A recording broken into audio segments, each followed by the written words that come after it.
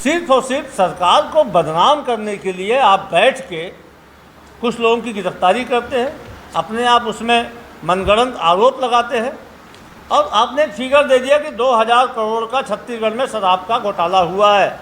यदि घोटाला हुआ है तो ईडी को यह भी बताना चाहिए कि कहाँ कहाँ से शराब आई, कितनी शराब उसने जब्त की।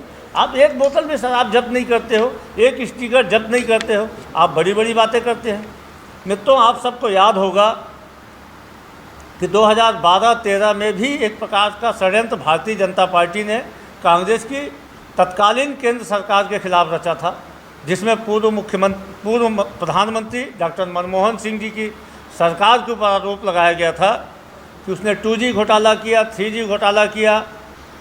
इतने बड़े घोटाले का आरोप लगाए गए थे कि जिसके कि शून्य की गिनती करने में पसीना आ जाता था। लाखों करोड़ रुपए का घोटाला हुआ। CAG के माध्यम से इन घोटालों को सही भी प्रमाणित करने की कोशिश की गई थी। उसके बाद में जो घोटाले के तथाकथित इन्वेस्टिगेशन करता थे, वे सब कहाँ कहाँ उपकृत हुए, किस प्रकार से उपकृत हुए, ये हमसे आपसे किसी से छुपा नहीं हुए। लेकिन ये सारे के सारे घोटाले बाद में न्यायालय में निर्मूल साबित हुए। न्यायालय ने इस घोटालों के आरोप में, इन घोटाले के आरोप लगाने वालों को फटकार लगाई। अब पूरी तरीके से ये घोटाले मनगढ़ंत साबित हुए। कुछ ऐसी स्थिति छत्तीसगढ़ में ईडी के इन आरोपों की भी बनती है।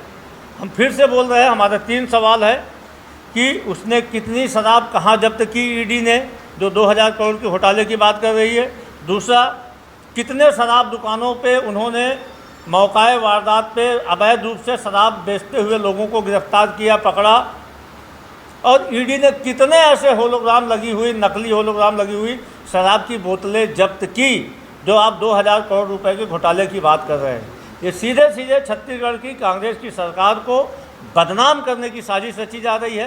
राजनीतिक रूप से मुख्यमंत्री भूपेश बघेल का मुकाबला भारतीय जनता पार्टी नहीं कर पा रही है, तो भारतीय जनता पार्टी के द्वारा इस प्रकार का ईडी के माध्यम से षड्यंत्र रचा गया है। और छत्तीसगढ़ ही नहीं, पूरे देश में भारतीय जनता पार्टी और ईडी के बीच में ऑर्गेनाइज्ड पॉलिटिकल सिंडिकेट बना हुआ है, जो देश के लोकतंत्र के लिए घातक है।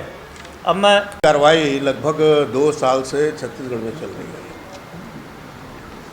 और माननीय मुख्यमंत्री जी ने पहले ही कह दिया था कि भारतीय जनता पार्टी के पास चूंकि मुद्दों का अभाव है, इसलिए अब इनको ईडी का सहारा है। ये लगभग प्रमाणित हो चुका है कि ईडी जो है भारतीय जनता पार्टी के एक प्रकोष्ठ के हैसियत से काम करती है। पिछले 2 सालों में अनेक कांग्रेस के कार्यकर्ताओं के ऊपर उनके घरों में छापे मारे गए, उनसे पूछताछ की गई, मगर ईडी ने आज तक ये नहीं बताया कि किसके यहाँ कितनी नकदी मिली, किसके यहाँ से क्या बरामद हुआ। इस तरह से आज की तारीख में 2000 करोड़ की जो एक काल्पनिक आंकड़ा जो बताते हैं, इसके आधार के संबंध में जैसा अभी सुशील भाई ने कहा, उसका आधार भी तो बताना चाहिए कि 2000 करोड़ रुपए का घोटाला हुआ तो कहाँ से हुआ, कैसे हुआ। खाली ये कह देने से कि 2000 करोड़ का घोटाला हुआ, ऐसे कहने से घोटाला साबित नहीं हो जाता। 29 अप्रैल 2023 को देश के सर्वोच्च न्यायालय ने छत्तीसगढ़ में ईडी की कार्रवाई के ऊपर कड़ी आपत्ति की थी और हमारे यहाँ के एक अधिकारी के गिरफ्तारी पर रोक भी लगाया था। कई तरह की इस तरह की जो बातें होने के बाद कारण ये है कि ईडी की जो कार्रवाई है उसका कोई ठोस आधार नहीं है। यहाँ लगातार छत्तीसगढ़ में एक तरह से कांग्रेस की बढ़ती हुई साख और बढ़ती हुई क्षमता को बाधित करने के लिए तरह तरह की बात होती है। माननीय मुख्यमंत्री जी ने कहा है और हम भी कह रहे हैं कि यहाँ पर कई किस्म के चिट फंड के संबंध में आरोप है। यहाँ के लगभग 5000 करोड़ रुपये लेकर के चिट फंड वाले यहाँ से भाग चुके हैं। छत्तीसगढ़ की सरकार उसकी वापसी की कोशिश कर रही है। उसके खिलाफ ईडी की जांच के संबंध में आग्रह किया गया। ईडी को उसके लिए समय नहीं है। एक अभिषेक सिंह थे जिनका नाम पनामा में आया था, उसके संबंध में जांच के संबंध में बात आती है तो ईडी कोई कार्रवाई नहीं करती। इस तरह से अगर देखा जाए तो लगातार ईडी की जो कार्रवाई है वो पूर्वाग्रहग्रस्त और भारतीय जनता पार्टी के द्वारा निर्देशित अपने आप में प्रमाणित होता है। हर ईडी कार्रवाई के बाद भारतीय जनता पार्टी के नेता तत्काल वक्तव्य जारी करते हैं, तत्काल बयान जारी करते हैं, उनको स्पष्ट करना चाहिए क्या वो ईडी जो है भारतीय जनता पार्टी का अनुषांगिक संगठन है जिसके तरफ से भारतीय जनता पार्टी के नेता अपना वक्तव्य जारी करते हैं। छत्तीसगढ़ में मुख्यमंत्री भूपेश बघेल जी की सरकार की योजनाओं के आगे भारतीय जनता पार्टी खुद को बौना समझ रही है, बौना मानती है, जनता का समर्थन खो चुकी है, किसानों का समर्थन खो चुकी है। ऐसे में उनके पास कांग्रेस पार्टी से सीधी राजनीतिक लड़ाई लड़ने की क्षमता नहीं है।